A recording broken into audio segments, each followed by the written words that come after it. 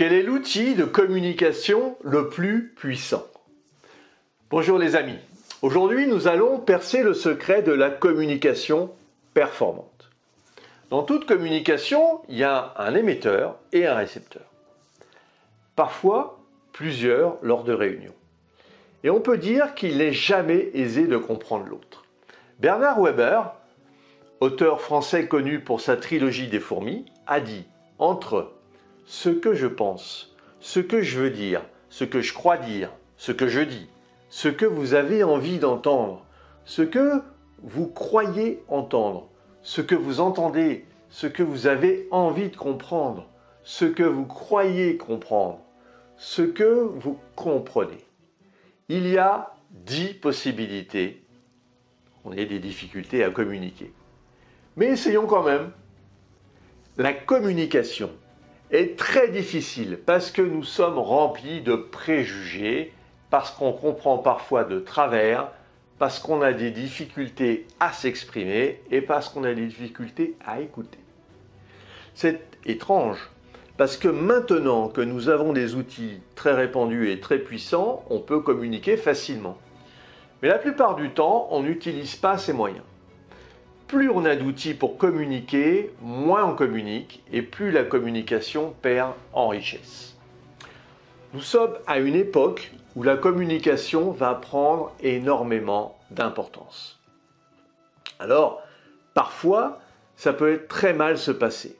Quand vous vous disputez avec votre conjoint ou vos enfants, car l'affect est plus important.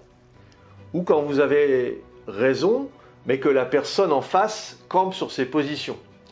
Cela peut vous rendre triste, avec l'impression de ne jamais voir le bout du tunnel, de prolonger cette discussion pour rien, d'être stérile.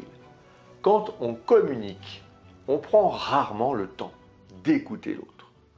On voudrait avancer rapidement et il est vrai qu'en fonction de son partenaire de communication, cela n'est pas toujours évident. On recherche tous la recette pour bien communiquer et c'est vrai que cela peut faire gagner un temps précieux dans votre journée. Parfois, vous avez l'impression de parler mais que personne ne vous comprend. C'est un peu comme si vous aviez une passoire, vous mettez de l'eau dedans et ça coule. C'est infini. Vous ne voyez pas comment vous en sortir. Je vais vous dévoiler quel est l'outil le plus puissant dans votre communication.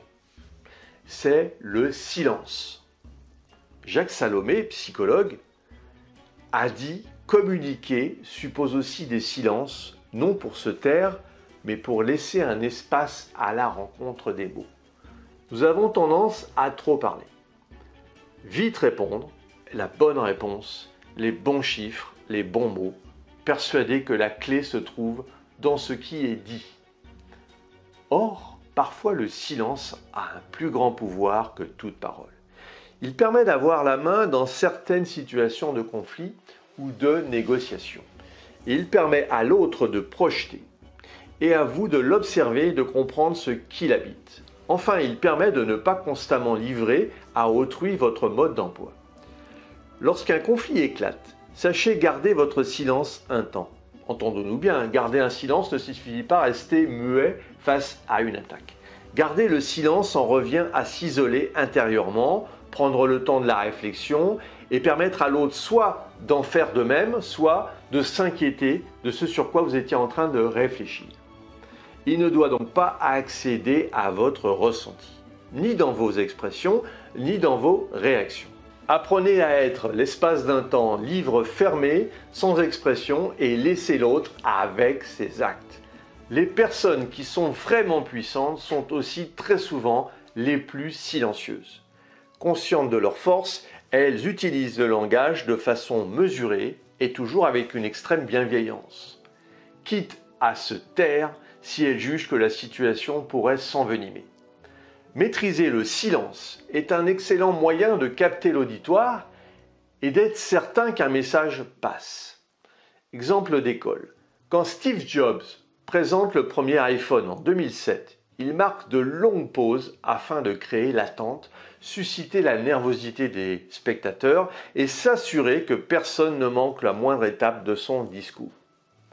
Le silence brouille les pistes. Gavin Pressman, directeur commercial d'un institut de formation et développement anglais, raconte à la BBC cette éclairante discussion avec un client.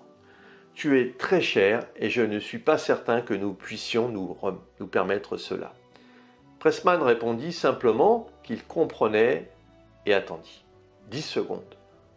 En pesant le silence plus tard, le client fait volte-face et affirme qu'il comprend la valeur de la formation et veut aller de l'avant. Apprendre à maîtriser le silence, c'est donc une compétence non négligeable, a fortiori lorsqu'on est amené à communiquer ou à négocier avec les différentes cultures.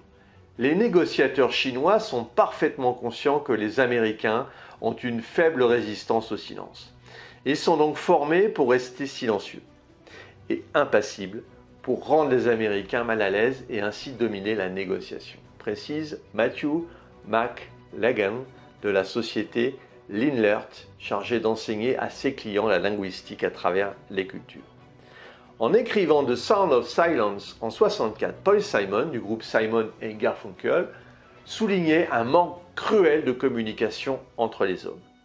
Dans l'absolu, le bruit du silence ne traduit pourtant pas systématiquement l'absence de communication. Au contraire, selon les cultures, le silence peut être perçu de façon radicalement différente. S'il est fréquent de savoir l'apprécier, c'est de saison sur une plage déserte ou à la campagne, les venues du silence sont beaucoup moins évidentes dans le monde du travail. Faites le test en réunion. Observez l'effet de plusieurs secondes de silence sur les participants. Bien souvent, ce laps de temps est accompagné d'une gêne palpable. Nous l'avons vu, le silence est vraiment ce qui privilégie l'écoute de l'autre pour parfois tourner sa langue plusieurs fois dans sa bouche. Vous gagnerez un temps précieux en l'utilisant le plus souvent possible.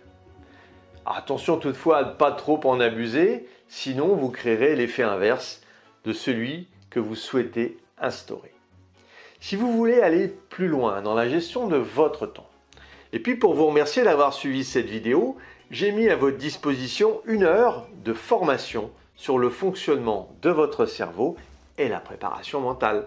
Laissez-moi votre adresse email pour que je vous l'envoie. Et puis retrouvez-moi sur le site internet www.lessecretsdechronos.com. Abonnez-vous à la chaîne, mettez-moi un pouce bleu, likez, commentez, partagez. Et puis si vous voulez qu'on aborde ensemble vos problématiques, eh bien je vous ai mis un lien dans la description vers un diagnostic d'1 demi-heure gratuit avec moi. Voilà, je vous dis à très vite les amis.